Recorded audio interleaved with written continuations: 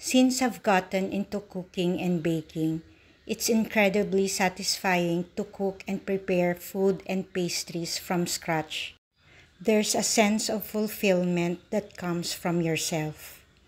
Cooking has become my love language to my family as well. For this video, I made my own version of polvoron with peanuts. Hindi ko na nairap individually, ubos agad ng mga anak ko. Sila ang gauge ko na pag nasarapan sila, pwede ko nang ibenta.